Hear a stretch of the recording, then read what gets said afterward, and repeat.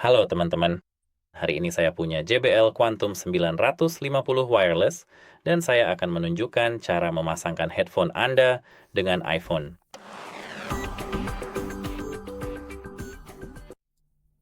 Jadi pertama, buka pengaturan. Sekarang gulir ke bawah dan ketuk Bluetooth. Di sini gulir ke bawah sampai Anda melihat perangkat lain. Sekarang ambil headphone Anda ketika baterainya sudah terpasang dan cari tombol daya. Seperti yang Anda lihat, tombol daya ada di sini.